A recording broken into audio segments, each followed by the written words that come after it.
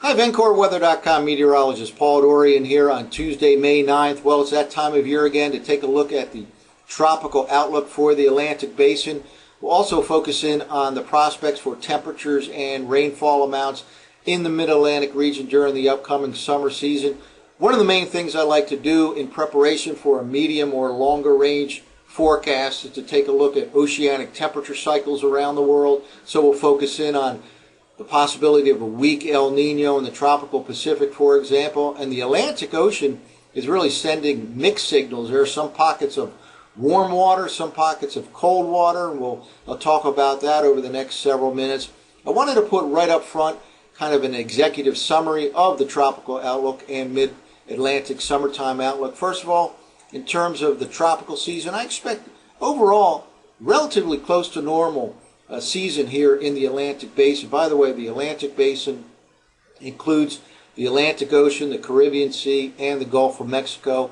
A big pocket of warm water just off the East Coast, and the Caribbean Sea, it's actually warmer than normal right now throughout the Caribbean Sea. Both of these areas can generate what I commonly refer to as homegrown type tropical storms, and being so close to the U.S. mainland, that makes the southern U.S. and the eastern U.S. vulnerable this summer to some of these homegrown tropical hits, especially during the middle and latter part of the tropical season. In terms of the Mid-Atlantic region, we'll take a look at some analog years that I've looked at over the past 50 years or so, which feature similar oceanic temperature cycles compared to what I expect over the next several months. And in general, they lead me to believe we'll have normal to slightly cooler than normal temperatures this summer in the Mid-Atlantic region, and normal to slightly above normal rainfall amounts in the Mid-Atlantic region. And again, we'll talk about weak El Nino in the tropical Pacific Ocean and how that plays a role in the tropical outlook for the Atlantic Basin. Well, let's start off by looking at the all-important sea surface temperature anomaly map.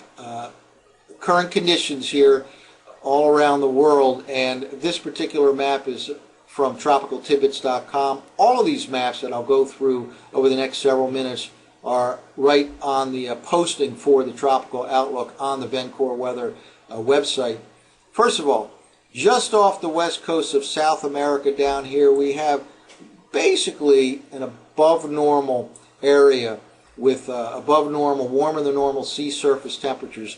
This is the area for El Nino conditions, the tropical Pacific, the equatorial part of the Pacific Ocean. Some models, and we'll see that in a couple of minutes, suggest strong, moderate to strong strength El Nino. I don't believe that'll happen. I believe it'll be just a weak El Nino. Nonetheless, that can contribute. Anytime you have an El Nino in the tropical Pacific, it actually can produce above normal wind shear in the tropical Atlantic. And vertical wind shear in the tropical Atlantic tends to be an inhibiting factor. It tends to reduce the chances of tropical storms from forming, or if a storm does form, it reduces the chance for significant intensification. Again, even with a weak El Nino, that is likely to contribute to some abnormally high vertical wind shear in the tropical Pacific. Now, a couple of other areas of interest. Notice the Atlantic Ocean, a warm pocket right off the west coast of Africa, a cold pocket right in the central Atlantic, and a warm pocket right here in the western Atlantic. Let's kind of clear these off right now and talk about them. The warm pocket right here off the east coast, as well as notice here some oranges showing up throughout the Caribbean Sea, warmer than normal conditions there. These are the two areas I spoke briefly about up front that can cause some homegrown tropical systems and make the southern U.S. and the eastern U.S. vulnerable to some tropical hits. Off the west coast of Africa, this is a bullish factor for tropical storm formation. However, the colder than normal conditions in the central Atlantic are an inhibiting factor for tropical storm either formation or tropical storm intensification. So mixed signals coming from the Atlantic, perhaps weak El Nino conditions in the tropical Pacific Ocean, all to play a big role over the next several months. Well, let's now talk about the prospects for El Nino in the tropical Pacific Ocean. This is a compilation of numerous dynamical and statistical models, almost all of which predict an El Nino over the next several months. Only a couple are actually neutral or predicting La Nina conditions. Anything above the neutral line here, which is right here, suggests El Nino, and anything below La Nina. And the yellow line right here kind of represents the average of all these. And again, quite a bit of support here for El Nino over the next few months. I tend to believe any El Nino that does in fact take place over the next few months will be on the weak side. Again, there are some models that actually forecast a strong El Nino, but judging by the temperature pattern in the past couple of weeks, I do not expect a strong El Nino, certainly nothing like the El Nino that occurred a couple of years ago, which reached a very strong level. So indications are, again, weak El Nino, in my opinion, in the tropical part of the Pacific Ocean. And again, that tends to add some wind shear in the tropical Atlantic, which is an inhibiting factor for tropical storm formation. But one of the models that does, in fact, predict a pretty strong El Nino over the next several months comes from Japan. It's known as the JAMSTEC model. And look at this. This is the forecast from this particular model for the June, July, August time period. This is the west coast of South America. Again, a pretty healthy looking El Nino. I don't buy it. I believe it'll be more or less a weak El Nino over the next few months. Again, all that based on recent action in the sea surface temperatures in that part of the Pacific Ocean. Well, in terms of the vertical wind shear that an El Nino might cause in the tropical Atlantic, even with a weak El Nino, there will be some added vertical wind shear in the tropical Atlantic. And this is actually an average of the last 45 days. And notice the blues here. All the blues here on this particular legend represent above normal vertical wind shear. And notice this area that stretches from the west coast of Africa right in here all the way across the Caribbean Sea, right in this region, all blues.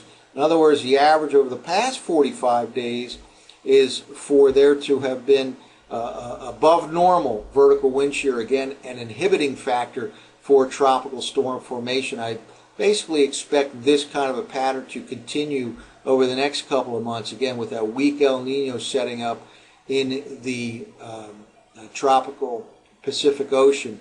But there are other factors that favor or more bullish towards tropical storm formation, namely the sea surface temperatures just off the west coast of Africa, where it's warmer than normal. So again, some mixed signals, all of which end up with a near normal tropical outlook. Well, let's now focus in on the mid-Atlantic prospects for temperatures and precipitation this summer. One of the things that we can safely say is that the soil moisture is quite high out there in the mid-Atlantic region and really throughout the eastern part of the U.S. This is a map of the soil moisture as of right now, and a lot of this is based on recent rains we've had, and there's no expectation of it to become dramatically drier, for example, in the mid-Atlantic region over the next several weeks. In fact, we probably have another soaking rain event coming at the end of this week or during this weekend. This is an important factor. It really eliminates or greatly reduces the chance for an excessively hot and excessively dry type of summer in the mid-Atlantic region. Your hottest and driest summers tend to occur when the soil moisture is very low. When the soil moisture is high, a lot of the sun's energy is used up in the evaporation of that moisture rather than in the heating of the ground, which in turn heats the atmosphere. So having wet conditions going into the summer greatly reduces the chance for an excessively hot summer or any kind of a serious drought. And indeed, we have quite wet conditions out there in the mid-Atlantic region. Well, now let's take a look at some analog years. And the analog years that I have chosen here, going back 50 years or so, featured weak La Nina, colder than normal in the tropical Pacific, transitioning to weak El Nino, warmer than normal in the tropical Pacific. That is what I believe is happening this year. going from weak La Nina from early this year to weak El Nino right now and for the next few months. And these are those analog years right here that I found with similar, you're never going to find an exact match, but similar oceanic temperature cycles. And there's a clear signal for cooler than normal here in the Mid-Atlantic region based on these analog years. These are the temperature anomalies based on these analog years for the June, July, and August time frame. Again, a clear signal for below normal temperatures. However, this doesn't factor in the very warm pocket of water off the Atlantic Ocean, just off the East Coast, and I think that will tend to negate this signal somewhat. That's why I'm choosing to forecast normal to slightly below normal temperatures in the June, July, August time frame for the Mid-Atlantic region. Well, how about precipitation anomalies?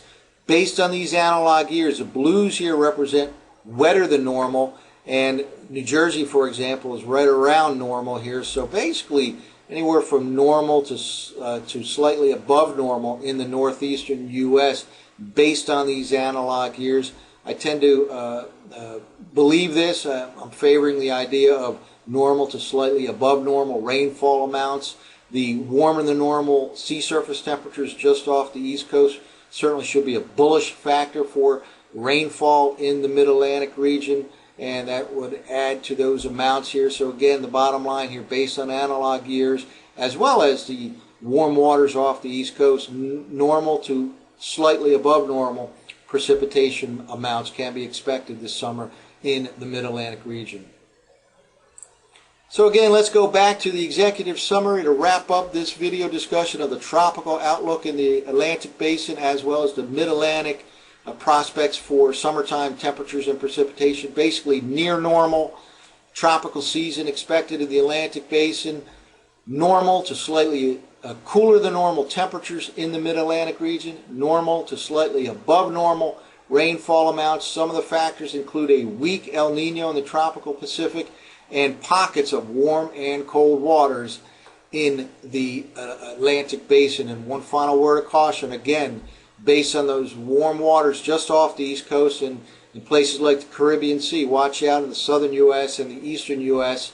It's vulnerable in those areas to some homegrown tropical hits, especially during the mid and latter part of the summer season. Well, that's it for now. We'll, of course, monitor this over the next several weeks. For VencoreWeather.com, I'm meteorologist Paul Dorian.